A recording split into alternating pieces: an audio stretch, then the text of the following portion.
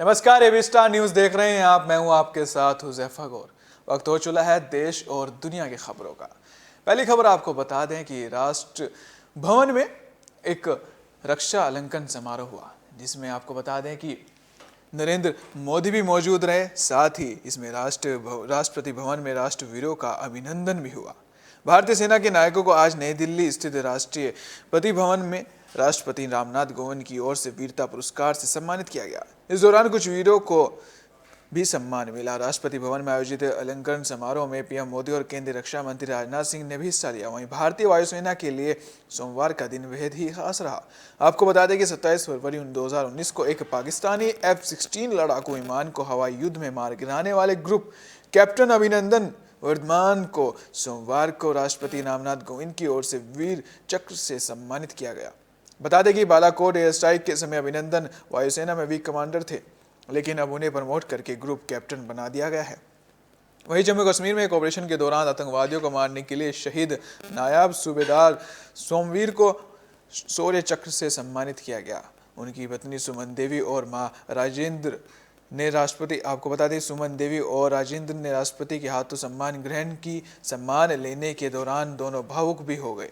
इसके साथ ही 5 आतंकवादियों को मौत के घाट उतारने वाले मेजर विभूति शंकर को भी शौर्य चक्र से सम्मानित किया गया। राष्ट्रपति कोविंद ने उनके पत्नी निकिता कौल और मां सरोज डोटियाल को यह पुरस्कार प्रदान किया। वहीं कोर ऑफ इंजीनियर्स के सैपर प्रकाश यादव को दूसरा सबसे बड़ा शांतिकालीन वीरता पुरस्कार कीर्ति चक्र से सम्मानित किया गया। सैपर प्रकाश यादव की पत्नी रानी प्रकाश यादव और मां शारदा यादव ने राष्ट्रपति के हाथों कीर्ति चक्र सम्मान को प्राप्त किया। आपको बता दें कि कोर ऑफ इंजीनियर्स के सैपर प्रकाश यादव ने जम्मू कश्मीर में एक ऑपरेशन के दौरान आतंकवादियों को खदेड़ा था। इस दौरान पूर्वी सेना commander lieutenant general Anil Chauhan, engineer in chief lieutenant general Harpal Singh, दक्षिणी नौसेना commander vice admiral Anil Chawla को परम विशिष्ट सेवा पदक से सम्मानित किया गया। इसके साथ ही पूर्वी वायु commander air marshal Dilip Patnaik को अति विशिष्ट सेवा पदक से सम्मानित किया गया।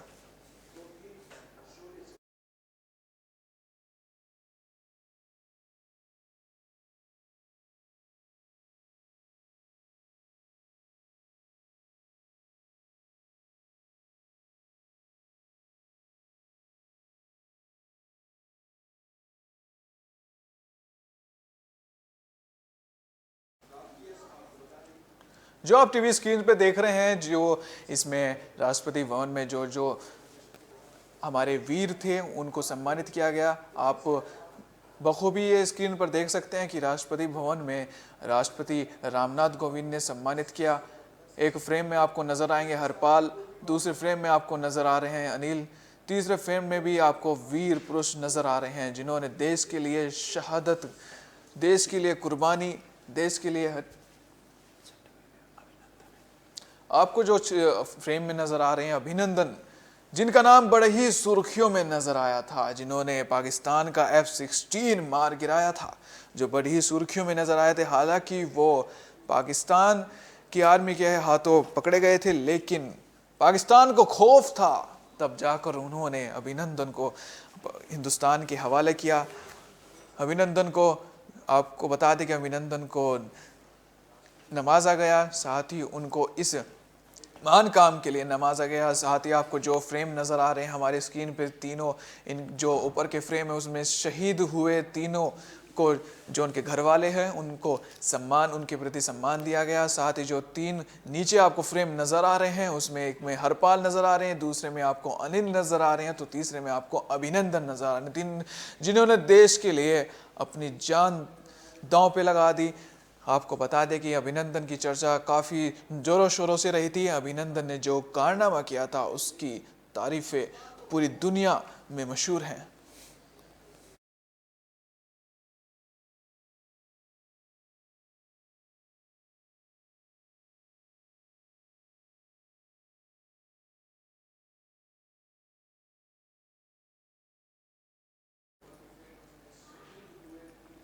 त्रिपुरा हिंसा को लेकर सियासी बवाल जोरों शोरों से है। आपको बता दें त्रिपुरा हिंसा में लेकर जो अभी देखने को मिल रहा है उसमें तो साफ नज़र आ रहा है कि जो सियासी बवाल है वो काफ़ी उफान पर है। आपको बता दें संसद के शीतकालीन सत्र के पहले त्रिपुरा के मुद्दे पर धरना देने के लिए टीएमसी के 16 सांसद दिल्ली पहुंचे। इन सभी सांसदों ने केंद्रीय गृह मंत्री अमित शाह से मिलने का वक्त मांगा। वहीं मिली जानकारी के अनुसार त्रिपुरा मुद्दे पर तृणमूल कांग्रेस की ओर से दी गई अवमानना याचिका पर सुप्रीम कोर्ट सुनवाई करने के लिए तैयार हो गया है। मामले की सुनवाई मंगलवार को होगी। टीएमसी ने अपनी अवमानना याचिका में कहा है कि सुप्रीम कोर्ट के आदेशों को बावजूद त्रिपुरा में निकाय चुनावों के दौरान हालात खराब हो रहे हैं। ऐसे में सुप्रीम कोर्ट त्रिपुरा के अफसरों के खिलाफ अवमानना कार्रवाई करे। आपको बता दें कि त्रिपुरा में टीएमसी की राज्य सचिव सयानी घोष की गिरफ्तारी के बाद से बीजेपी और टीएमसी के बीच तकरार लगातार जारी है। तृणमूल कांग्रेस आरोप लगा रही है कि बीजेपी त्रिपुरा में उनके बड़े नेताओं की रैली नहीं होने दी जा रही है। त्रिपुरा मुद्दे पर गृह मंत्रालय के बाहर ममता बनर्जी के सांसदों का प्रदर्शन जारी है। प्रदर्शन के दौरान टीएमसी सांसद सुखेंदु शेखर रॉय ने कहा कि त्रिपुरा की सरकार को बर्खास्त किया जाना चाहिए। त्रिपुरा में गुंडा राज कायम किया गया है। गृह मंत्री से हम मिलना चाहते थे, लेकिन उन्होंने हमें वक्त ही नहीं दिया।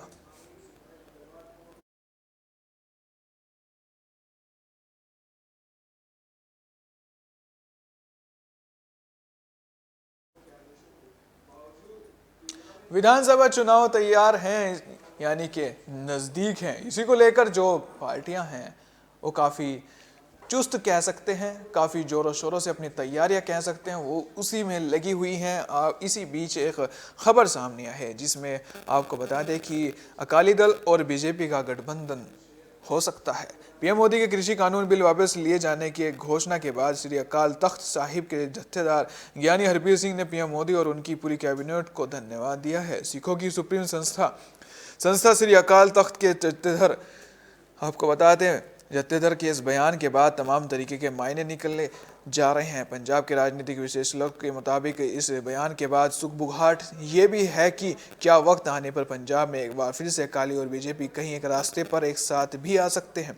पंजाब की राजनीति को बहुत बारीकी से समझने वाले राजनीतिक विश्लेषकों का मानना है कि अगले साल होने वाले पंजाब के चुनाव से पहले श्री अकाल तख्त का बयान इस लिहाज से भी बहुत महत्वपूर्ण माना जा रहा है कि दो राजनीतिक दल एक रास्ते पर फिर से तो आगे बढ़ने की राह नहीं तलाश रहे हैं। राजनीतिकों का कहना है कि जिस तरीके से अकाली दलों का हस्तक्षेप शिरोमणि गुरुद्वारा प्रबंधन कमेटी में है, उसके बाद जिस तरीके से बयान आया है, उसके राजनीतिक हलकों में इस बात के मायने निकाले जा रहे हैं कि अकाली दल इस मामले में थोड़ा सा केंद्र सरकार के प्रति नरम पड़ रहा है।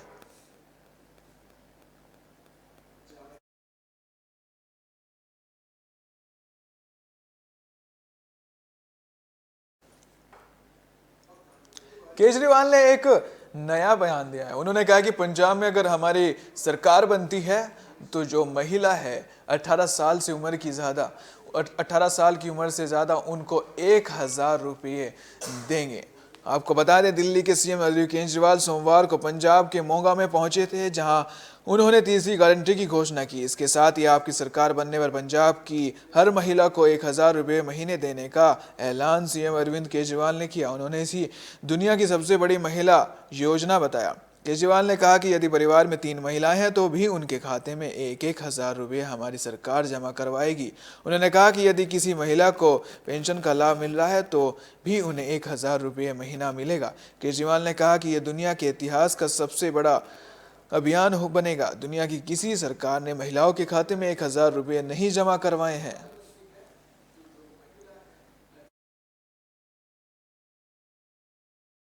पूरी दुनिया में आज तक किसी भी सरकार ने अपनी हर बेटी, हर बहन और हर मां के अकाउंट में हर महीने 1000 रुपए डलवाए होंगे।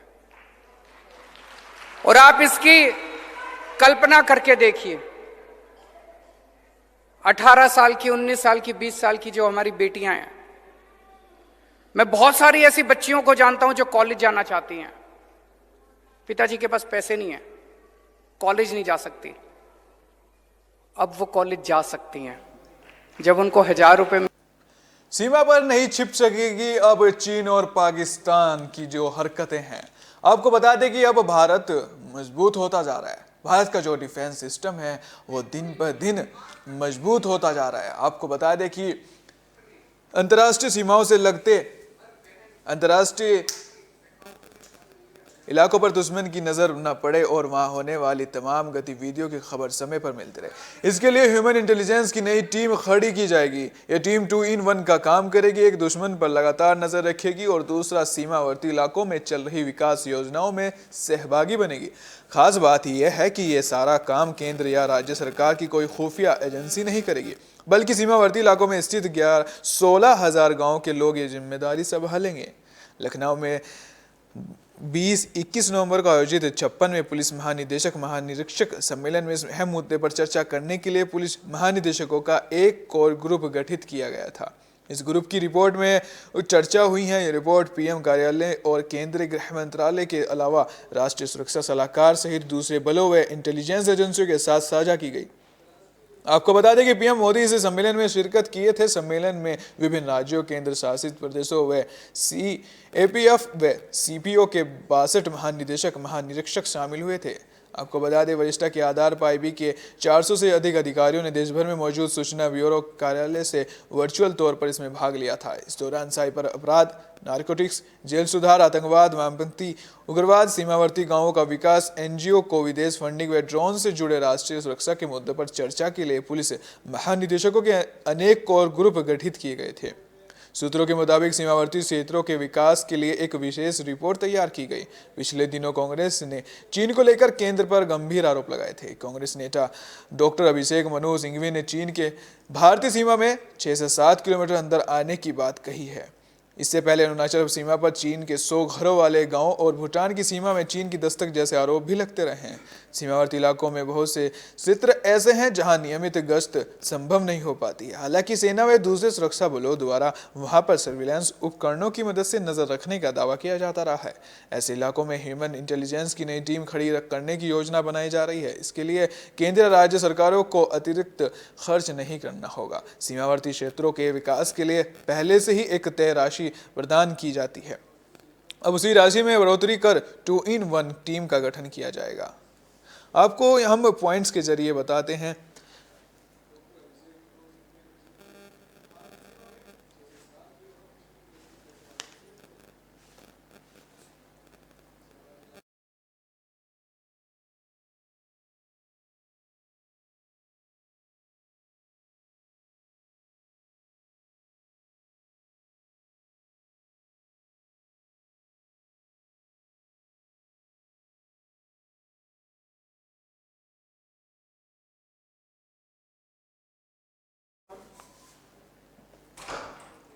मुंबई के पूर्व कमिश्नर परमवीर सिंह को बड़ी राहत मिली है। आपको बता दें कि जो परमवीर सिंह है उनको बड़ी राहत मिली है। महाराष्ट्र के पूर्व गृह मंत्री अनिल देशमुख पर अवैध वसूली कराने के आरोप लगाने के बाद से फरार चल रहे पूर्व पुलिस कमिश्नर परमवीर सिंह मामले में नया खुलासा हुआ है। अभी तक ये पता चला कि पूर्व पुलिस कमिश्नर परमवीर सिंह जांच से बचने के लिए देश छोड़कर भागे, लेकिन अब उनके वकील ने सुप्रीम कोर्ट में कहा है कि वे देश में ही हैं और जांच में सहयोग करने के लिए तैयार हैं। परमवीर सिंह की याचिका पर सुनवाई करते हुए सुप्रीम कोर्ट में उनके वकील ने बताया कि वे इसलिए छुपे हुए हैं क्योंकि मुंबई पुलिस से उनकी जान को खतरा है। उन्होंने बताया कि वे 48 घंटे के भीतर सीबीआई या कोर्ट में पेश होने के लिए तैयार हैं। इस खुलासे के बाद सुप्रीम कोर्ट ने परमवीर सिंह से जांच में सहयोग करने को कहा है। कोर्ट ने फिलहाल परमवीर सिंह की गिरफ्तारी पर रोक लगा दी है और उनसे पूरे मामले की जांच के दौरान सहयोग बरतने के निर्देश दिए हैं। कोर्ट में उनके वकील ने कहा है कि परमवीर सिंह को पूरे मामले में फंसाया जा रहा है। उन्होंने जिन अधिकारियों को भ्रष्ट आचरण के लिए दंडित किया है उन्हीं को आज शिकायतकर्ता बनाया गया है।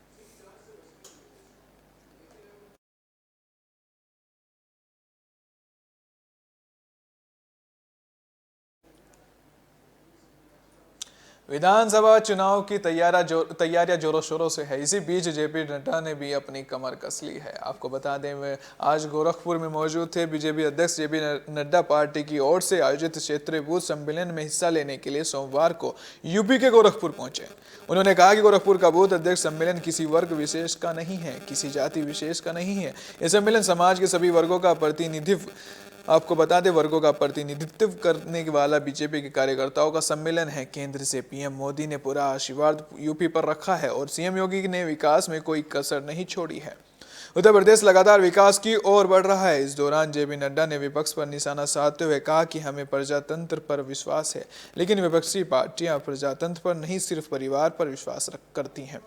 सिर्फ बीजेपी में ही एक साधारण कार्यकर्ता पार्टी को चलाता है। हमारे लिए राष्ट्रवाद सर्वोपरि है, लेकिन उनके लिए वंशवाद के आगे कुछ भी नहीं है। विपक्षी पार्टियां वंशवाद को लेकर चलती हैं, हम राष्ट्रवाद को लेकर आगे चलते हैं। विपक्षी पार्टियों में जो कुछ है वो वंश के लिए है। हम लोग सबका साथ, सबका विकास और सबका विश्वास को लेकर आगे बढ़ रहे हैं।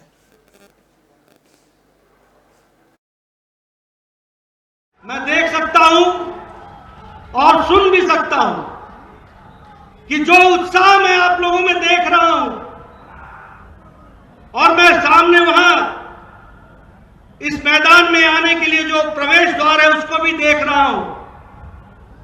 वहां जाने वाले नहीं, अभी भी आने वालों की संख्या लगी हुई है। इस बात को भी हमको समझना चाहिए। मित्रों, यह बताता है कि आपका उत्साह यह तय कर चुका है कि उत्तर प्रदेश में विधानसभा चुनाव में भारतीय जनता पार्टी को आप यशस्वी करेंगे, इस बात का मुझे विश्वास है।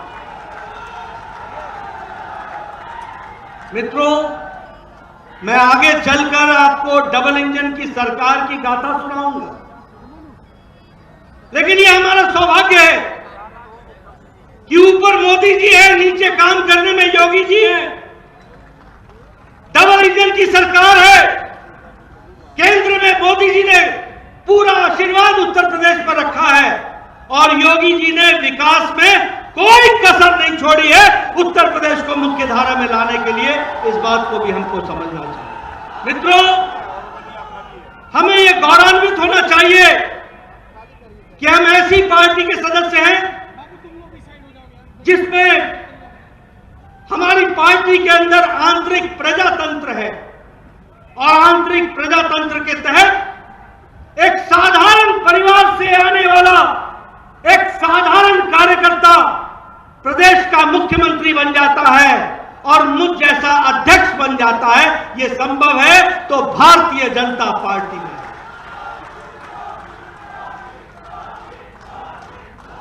मैं दावे के साथ कह सकता हूं कि यहां बैठे हुए बूथ के अध्यक्ष ये फक्र के साथ और गौरव के साथ कह सकते हैं कि कल को वो भी प्रदेश के अध्यक्ष बन सकते हैं और स्वतंत्र देव जहां बैठे हैं, जो उन्होंने काम किया है उनके साथ मिलकर के आगे काम कर सकते हैं।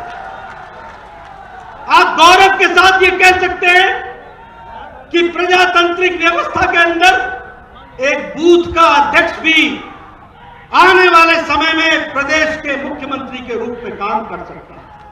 मित्रों, हम सांस्कृतिक राष्ट्रवाद को लेकर के चलते हैं और वह वंशवाद को लेकर के चलते हैं। हमारे यहां राष्ट्रवाद महत्वपूर्ण है, उनके यहां वंश के आगे कुछ नहीं है। जो कुछ भी है वह वंश के लिए है। हम लोग सबका साथ इस बात को लेकर के चलते हैं, वह सिर्फ वोट बैंक का साथ लेकर के राजनीति करते हैं, वर्ग विशेष को लेकर के राजनीति करते हैं। हम लोग अंत्योदय में विश्वास करते हैं, वह परिवार उदय में विश्वास करते हैं। हम सबके उदय में विश्वास करते हैं, वो परिवार के उदय में विश्वास। राकेश टिकैत ने ओवैसी पर तंज कसा है। उन्होंने कहा है कि वो तो बीजेपी के एक तरीके से सहयोगी हैं। आपको बता दें कि राकेश टिकैत ने कहा है कि बीजेपी और ओवैसी का रिश्ता तो चाचा भतीजा जैसा है। उन्होंने कहा है आपको बता दें कि यूपी के लखनऊ में सोमवार को आयोजित किसान महापंचायत से पहले CAA को लेकर पूछे गए एक सवाल पर भाजपा के राष्ट्रीय प्रवक्ता राकेश टिकैत ने कहा कि AIMIM चीफ असदुद्दीन ओवैसी और बीजेपी का रिश्ता चाचा भतीजा जैसा है। वे कहेंगे तो बीजेपी CAA भी वापस ले लेगी। ओवैसी को CAA और NRC कानून रद्द करने के लिए टीवी पर बात नहीं करनी चाहिए, बल्कि केंद्र में सत्तारूढ़ बीजेपी से सीधे बात करनी चाहिए। आपको बता दें कि कृषि कानून रद्द करने के केंद्र सरकार के फैसले के बाद विभिन्न संगठनों के साथ AIMIM चीफ असदुद्दीन ओवैसी ने बयान दिया था कि केंद्र सरकार को इसी तरह CAA और NRC भी रद्द कर देनी चाहिए। आपको बता दें कि ये असदुद्दीन ओवैसी पर विपक्षी पार्टियों का ये आरोप लगता रहा है कि वो बीजेपी की जो AIMM पार्टी है वो बी टीम है। असदुद्दीन ओवैसी को बीजेपी से ताल्लुक़ रखने वाला बताया जाता है। वो उनका आरोप, विपक्षी पार्टियों का आरोप रहता है कि जो असदुद्दीन ओवैसी हैं वो पर्दे के पीछे बीजेपी को फायदा दिलाते हैं।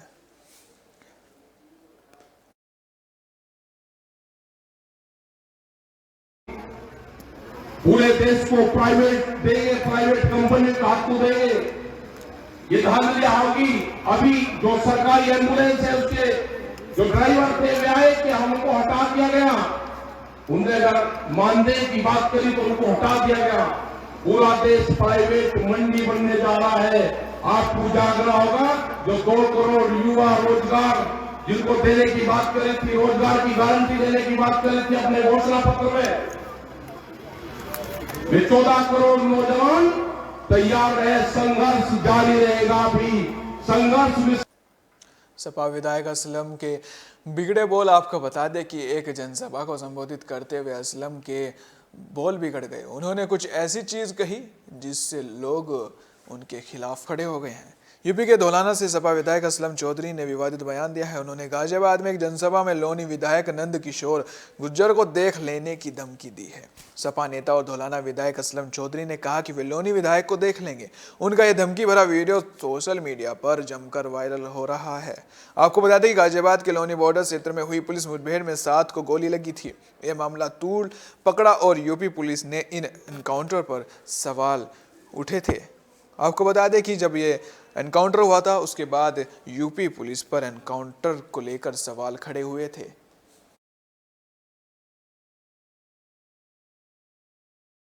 विधायक को फिर कह रहा हूं कि जो 7 बेटों के गोली लगवाई है, बहुत सारे हिसाब किताब है। अगर आपको सारे अपने हिसाब किताब करने हैं, आपको अपने सारे हिसाब लेने हैं, अपने बच्चों का भविष्य ठीक करना है, तो अपने बेटे अपने लाल को खादिम बनाना पड़ेगा। जब भी चुनाव आए, जनवरी के लास्ट के हफ्ते में हो या फरवरी के पहले हफ्ते में हो। देश और दुनिया की खबरों में फिलहाल इतना ही। देखते रहिए स्टार न्यूज, क्योंकि यहाँ पर खबरों का सिलसिला कभी नहीं थमता। फिलहाल दीजिए इजाजत। नमस्कार।